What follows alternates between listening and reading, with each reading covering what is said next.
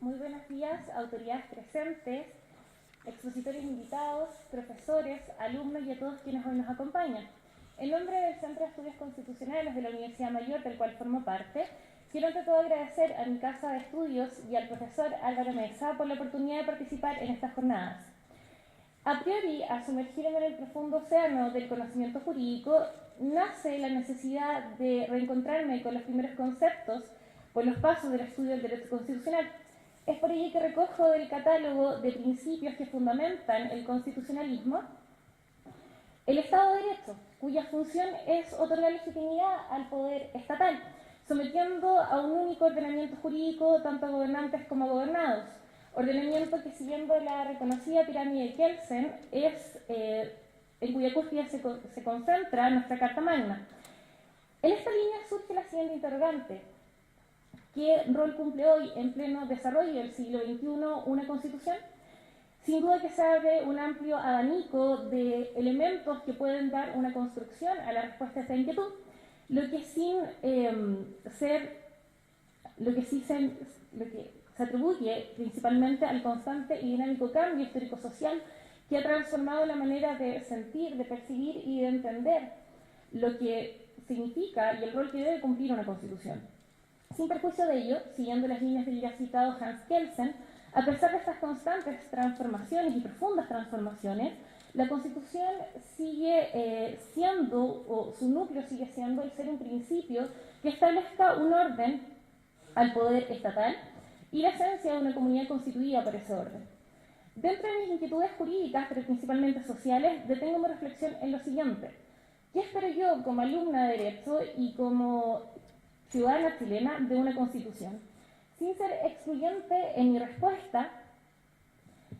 que vaya con fuerza a mi mente, dice relación con una protección efectiva y un respeto a mis derechos como persona humana.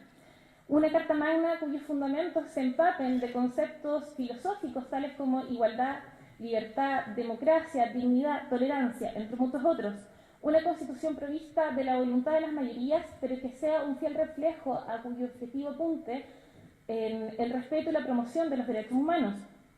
Una carta en cuyo articulado deje de manifiesto con total fuerza un respeto efectivo por ser un escudo protector a la dignidad humana. Conocido es el lema que establece como límite infranqueable a todo órgano ejecutor político, social, jurídico, que en el actuar tanto en el actuar estatal como social, que la Constitución no crea, sino que reconoce y protege los derechos fundamentales. Estos, siguiendo la doctrina naturalista que gobierna nuestro ordenamiento jurídico, pertenecen a la persona en su calidad de tal, inherentes, inalienables, imprescriptibles, universales, cuyo respeto es condición esencial para poder hablar de un Estado democrático de derecho. Emerge hoy entonces de la conciencia colectiva esta necesidad por reencontrarnos y por reencantarnos con una Constitución más humana, que sea más propia al sentir y al querer ciudadano de todos nosotros. Es así como resultado de las conquistas políticas logradas por el movimiento constitucionalista, tanto liberal como social, nuestra Carta Fundamental instaura en su contenido dogmático un catálogo de declaración de derechos que se caracteriza precisamente por ser universales. Ello se refleja en el capítulo 3 de la misma, en cuyo artículo 19 se desarrolla este catálogo de derechos, que sin ser taxativo ni cerrarse en sí mismo, más bien se expande en virtud del artículo 5, inciso 2, el cual establece como límite el ejercicio de la soberanía precisamente el respeto a estos derechos fundamentales. Derechos que se contienen en el ya mencionado catálogo, así como también en los tratados internacionales ratificados por Chile y que se encuentran vigentes. Y señalo lo anterior porque el paradigma que se nos plantea es cuáles y cuántos derechos deben ser consagrados constitucionalmente. Siguiendo la siguiente línea, las constituciones tienen como contenido aquello que tienen por objeto, es decir, en palabras simples, las reglas del funcionamiento de un Estado.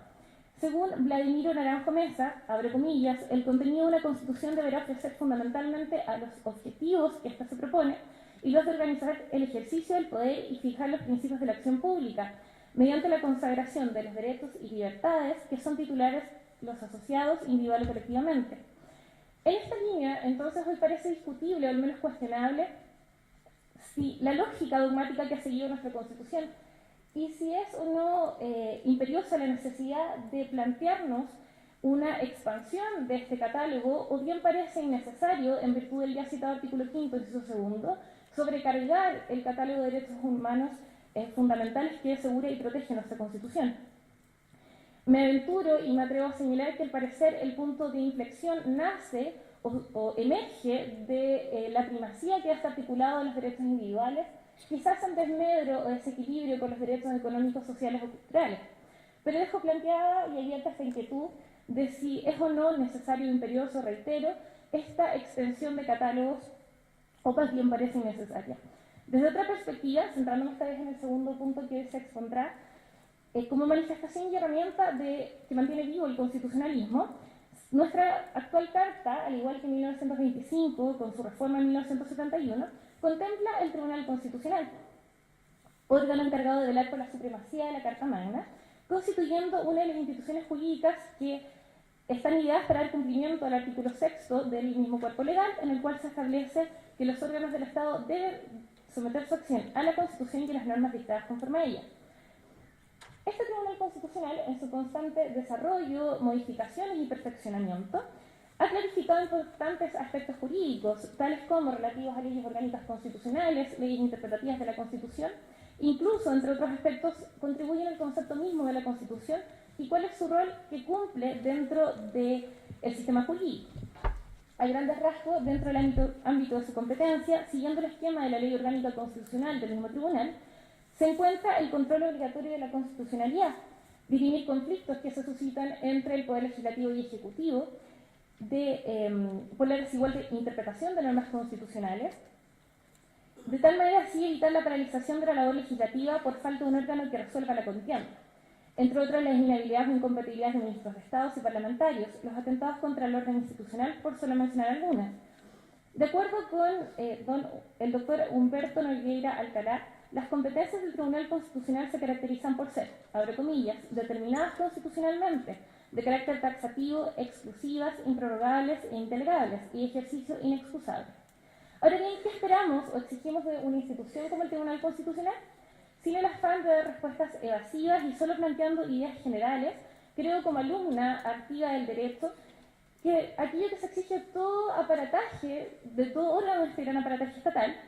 esto es, instituciones que sean representativas de los ideales vigentes, delimitadas en su competencia y ámbito de ejercicio, diligentes y eficaces en su cometido. ¿Qué observamos hoy desde el prisma de un ciudadano corriente como aporte del Tribunal Constitucional al Estado de Derecho? Es una interrogante que sin duda hoy nos mantiene expectantes y de la cual, solo por dar algunas o esbozar algunas ideas generales, menciono. En relación al control obligatorio de la constitucionalidad, considero que es de suma relevancia su labor, ya que si bien no transforma al tribunal en un órgano colegislador, obtiene una participación obligatoria luego que el proyecto queda totalmente tramitado en el Congreso, adoptando así un protagonismo activo de ser garante de los principios que contienen y que sustentan nuestro ordenamiento jurídico, recordando al legislativo en particular y a todo poder u órgano o miembro integrante de la sociedad en general, que tanto la libertad del hombre como sus derechos como persona humana son anteriores y por tanto superiores al Estado y a la misma Constitución, reforzando así mi idea inicial de que ésta no crea, sino que protege, asegura y promueve el ejercicio de los mismos. Queda manifiesto con igual intensidad su rol esencial en la vigencia y el control del funcionamiento de la separación de poderes del Estado, ya que, citando al jurista Lautaro Ríos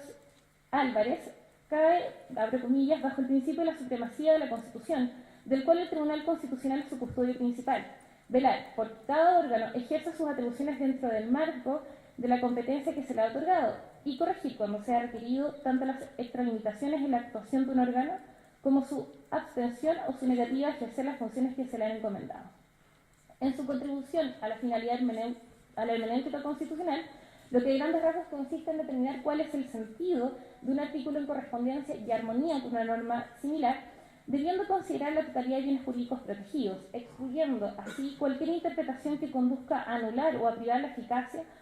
de algún precepto de ella. Realiza así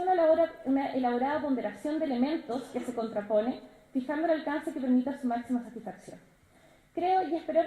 representar a los auditores que hoy nos acompañan en tener la ilusión de encontrar luces en las exposiciones que hoy presenciaremos a las respuestas de nuestras inquietudes. Sin perjuicio de ello, considero y tengo desde ya la convicción de que para hablar con propiedad de Chile como un Estado democrático y social de derecho,